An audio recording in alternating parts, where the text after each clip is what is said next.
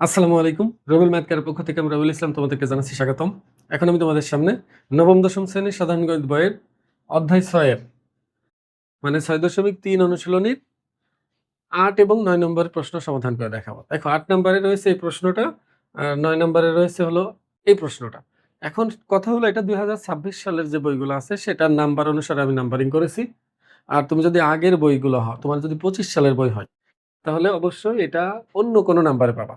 এটা বইয়ের মধ্যে আছে ৬.৩ এর মধ্যে আছে। কিন্তু কত নাম্বারে আছে আমি নির্দিষ্ট করে বলতে পারতেছি না।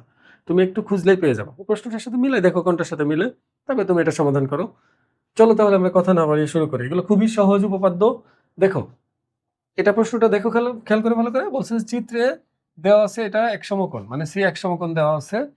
আর বি কোণ এ কোণের দ্বিগুণ, মানে বি কোণটার মান এ কোণের দ্বিগুণ বলা হয়েছে। আর প্রমাণ করতে বলছে যে এবি সমান হলো 2BC, মানে এবি বিসি এর দ্বিগুণ। এটা আমাকে প্রমাণ করতে বলছে। দেখো, এই যে এবি আর বিসি এর অনুপাত বের করতে পারলেই তো হয় এটা। এখন বলো, এবি হলো অতিভুজ আর ভূমি হলো বিসি, যদি আমি এটাকে কোণ ধরি তাহলে ত্রিকোণমিতি ব্যবহার করে দুই লাইনে এটা প্রমাণ করা সম্ভব। কিন্তু সমস্যা হলো আমি কোণের মান জানি না এখনো। কোণের মান জানলে এটা দুই লাইনেই করা সম্ভব। তাহলে আমরা একটা কাজ করি, এটা দেখো কিভাবে লিখতে হয় সেটা কিন্তু আমি আগেও বলছি, আবার একবার বলে নিই। এটাকে বলা হয় সাধারণ নির্বাচন। সাধারণ নির্বাচনের পরে তুমি দিবা হলো এখানে চিত্রটা, চিত্রের পর বিশেষ নির্বাচন, বিশেষ নির্বাচনের পর অঙ্কন থাকলে দিবা, না থাকলে নাই, আর শেষে প্রমাণ। এটা হলো সাধারণ নির্বাচন। চিত্র দেওয়া আছে, চিত্রের নিচে বিশেষ নির্বাচন লিখবা। কিন্তু আমার জায়গা সংকটের কারণে আমি এখানে বিশেষ নির্বাচন লিখবো, পাশেই লিখতেছি, না হলে ধরবে না। দেখো বিশেষ নির্বাচন কি হবে, যেহেতু এখানে সবকিছু দেওয়া আছে তাহলে দেওয়া আছে দিব লিখে, দেওয়া আছে দিবা, দিয়ে এই প্রশ্নটা পুরাটা তুলবা, এই পুরাটা তুলবা, আর শুধু এইটা চেঞ্জ করবে, এই জিনিসটা চেঞ্জ করে দিবা।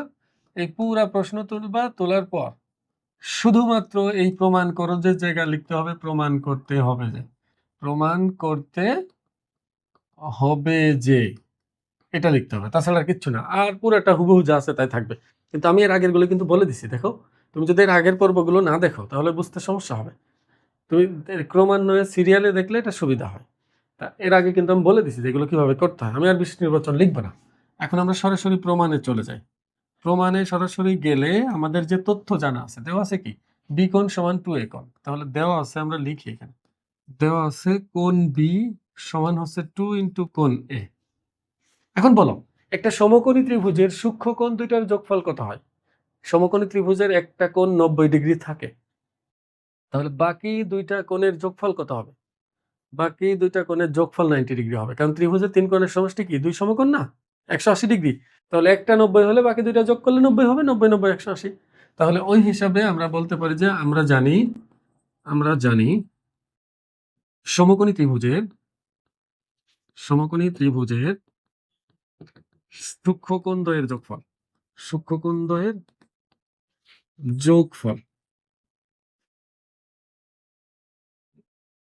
90 ডিগ্রি, মানে সূক্ষ্মকোণ দুটো যোগ করলে হয় 90 ডিগ্রি। তাহলে আমি লিখতে পারি যে কোণ এ প্লাস কোণ বি সমান হচ্ছে 90 ডিগ্রি। লেখা যায়, কারণ সূক্ষ্মকোণ তো এ আর বি। এখন এ এর মান আমি এই বি এর মান জানি, বি এর মান কত? বি এর মান 2a। তাহলে a প্লাস 2a, মানে এই বি এর জায়গায় মান বসিয়ে দিলাম, এই যে বি এর মান 2a না, 2a বসিয়ে দিলাম এখানে, সমান হচ্ছে 90 ডিগ্রি। তাহলে এখানে 3a সমান আমরা পাচ্ছি হলো 90 ডিগ্রি, তার মানে শুধু a হলো 30 ডিগ্রি। এখন দেখো, আমি এ কোণটা পেয়েছি, এই কোণটা 30 ডিগ্রি। এখন তুমি যদি বি কোণটা বের করে নিতে চাও কোনো সমস্যা নেই, কিন্তু এটাও তো আমরা জানি যে যদি এটাকে আমি কোণ ধরি তাহলে এটা হলো লম্ব, এটা হলো অতিভুজ, এটা হলো ভূমি। মানে যেটাকে কোণ ধরা হয় তার সাথের বাহুটাকে আমরা ভূমি হিসাবে চিন্তা করি, সন্নিহিত বাহু হিসাবে। তাহলে আমার দরকার কি কি দেখো তো, এ বি আর বিসি এর মধ্যে সম্পর্ক। তাহলে এ বি লাগবে আর বিসি লাগবে, তাহলে এই কোণের সাপেক্ষে এটা হবে হলো লম্ব, আর এটা হবে অতিভুজ। এটা কিন্তু আমরা ত্রিকোণমিতিতে শিখেছিলাম, থিটা হিসাবে যাকে ধরবো তার বিপরীত বাহু হচ্ছে লম্ব। আর অতিভুজ তো অতিভুজে চেঞ্জ হবে না। তাহলে আমি এখানে সরাসরি লিখতে পারি, দেখো আমি সরাসরি বলতে পারি সমকোণী ত্রিভুজ এবিসিএ। দেখো এবিসি এর মধ্যে আমি লিখতে পারি সাইন 30 ডিগ্রি, সাইন 30 ডিগ্রি সমান হচ্ছে লম্ব বাই অতিভুজ, মানে বিসি বাই এবি। মানে বিষয়টা বোঝার চেষ্টা করো, সাইন এ নিয়েছি আমি এ কোণকে, আর কেন এই দুটা বেছে নিলাম? কারণ আমার প্রমাণের মধ্যে আমার কাছে যেটা জানতে চেয়েছি সেখানে AB আর BC আছে, তাহলে আমি BC আর AB আনতে চাই। যেহেতু কোণ ওইটা, তাহলে ওই কোণের সাপেক্ষে লম্ব আর অতিভুজ, এই জন্য আমি সাইন নিয়েছি। যদি কোণ এটা নিয়ে কাজ করতাম তাহলে আমি কজ নিতাম, তখন ভূমি বাই অতিভুজ হতো। তার মানে আমার যা যা দরকার আমি সেটা নিয়েই তো কাজ করব। তাহলে এখানে সাইন 30 ডিগ্রি মান কত? Half BC by AB। এখন যদি আড়াআড়ি গুণ করি তাহলে AB সমান হলো 2BC। এটাই প্রমাণ করতে বলেছে, হ্যাঁ এটাই প্রমাণিত। আমি আশা করব তোমরা বুঝতে পেরেছো। 9 নম্বরটা দেখো, 9 নম্বরটা আমরা অনেক জায়গায় ব্যবহার করি, এর আগে অনেকগুলো উপপাদ্যতে আমরা ব্যবহার করছি। মনে রাখবা উপপাদ্যের নিয়ম কি? উপপাদ্যের নিয়ম হলো আমি যখন যেটা প্রমাণ করব ওই ওই সময় শুধু এটা সরাসরি বলা যায় না। কিন্তু এই জিনিসটা যে এখন প্রমাণ করতে দিচ্ছেন আমি সরাসরি এটা বলতে পারবো না, কিন্তু এই জিনিসটা আমি যে কোনো বাকি যে কোনো উপপাদ্যের ক্ষেত্রেই সরাসরি বলতে পারবো, প্রমাণ ছাড়াই বলতে পারবো। কিন্তু এখানে প্রমাণ ছাড়া বলতে পারবো না, এখানে আমাকে প্রমাণ করে দিতে হবে। প্রশ্নটা কি বলছে? বলছে প্রমাণ করো যে ত্রিভুজের একটি বাহুকে বর্ধিত করলে যে বহিস্থ কোণ উৎপন্ন হয় তা বিপরীত অন্তস্থ কোণদ্বয়ের সমষ্টির সমান। তাহলে একটা ত্রিভুজ আমি নিয়ে নিলাম, এখানে এই ত্রিভুজের নাম মনে করো ABC। আমি যে কোনো একটা বাহুকে বর্ধিত করলাম, এটা মনে করো CD বর্ধিতাংশ। তাহলে এই যে কোণটা উৎপন্ন হলো এটাকে বলা হয় বহিস্থ কোণ। আমাকে প্রমাণ করতে হবে এই বহিস্থ কোণের মান বিপরীত অন্তস্থ কোণদ্বয়ের যোগফলের সমান। মনে রাখবা এই বহিস্থ কোণের সাথে যে কোণটা আছে এটাকে বলা হয় সন্নিহিত অন্তস্থ কোণ, আর বাকি দুইটাকে বলা হয় বিপরীত অন্তস্থ কোণ। মানে ভিতরে ত্রিভুজের ভিতরে যেগুলো কোণ আছে সবগুলোই অন্তস্থ কোণ, কিন্তু এই কোণের সাথে যে কমন একটা বাহু আছে যে দুইটা কোণের, এগুলোকে বলা হয় সন্নিহিত, আর বাকি দুইটাকে বলা হবে বিপরীত অন্তস্থ। এটা প্রমাণ করা খুবই সহজ। দেখো আমাকে প্রমাণ করতে বলছে না এই দুইটার যোগফল এটা সমান। বিশেষ নির্বাচন আমি আশা করব তোমরা লিখতে পারবে। আমি মুখে মুখে বলে দেই, যদি লিখতে না পারো তুমি আমার কথার সাথে মিলাই মিলাই লিখে নিই। দেখো এখানে যেহেতু আমার ইচ্ছা মতো ABC আমি দিয়েছি, তাহলে অবশ্যই মনে করি দিয়ে শুরু করতে হবে। আচ্ছা আমি লিখে দিই, দেখো বিশেষ নির্বাচন তোমরা পরে আবার ঝামেলা করবা। এই মনে করি দিয়ে এখানে যা যা বলছে ত্রিভুজের একটি বাহুকে বর্ধিত করলে, কোন ত্রিভুজের বলছে? তাহলে আমি তো বলছি বারবারই যে এটা যা আছে সেটা হলো সাধারণ নির্বাচন, মানে এখানে নাম থাকবে না, থাকতে পারে না পারে আর কি। যদি না থাকে তাহলে আমি এখানে লেখার সময় নামগুলো দিয়ে দিব। এই যে বলছে না ত্রিভুজের এক বাহুকে বর্ধিত করলে, তাহলে আমি বলবো যে মনে করি ABC ত্রিভুজের দেখো ওখানে ত্রিভুজের নাম বলে না, আমি বলে দিলাম। কোন বাহুকে বর্ধিত করতে হবে সেটা বলে না, আমি বলে দিব যে ABC ত্রিভুজের BC বাহুকে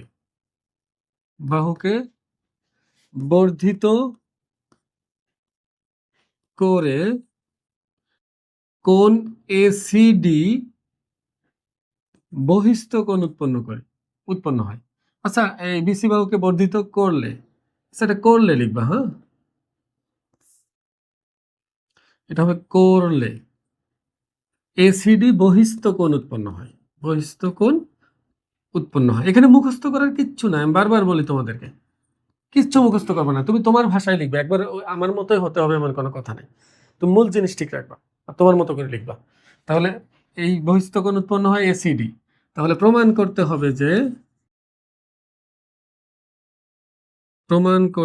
হবে যে এই কোণ ACD মানে এই যে বহিস্থ কোণ উৎপন্ন হলো সেটা বিপরীত অন্তস্থ কোণ দ্বয়ের সমান, মানে কোণ A প্লাস কোণ B।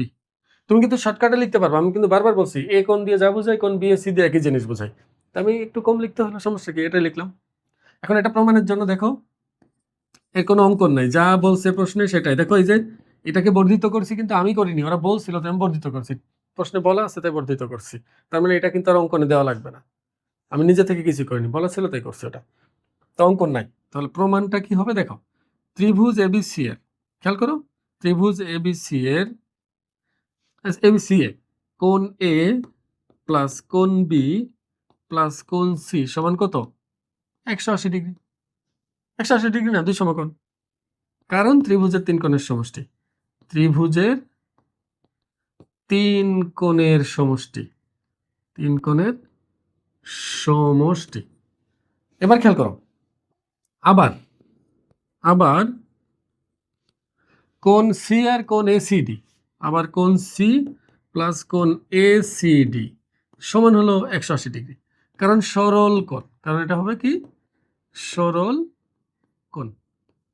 বিষয়টা বোঝার চেষ্টা করে দেখো, এই কোণ আর এই কোণ যোগ করলে কত হয়? সরল কোণ হয় না, 180 ডিগ্রি হয় না?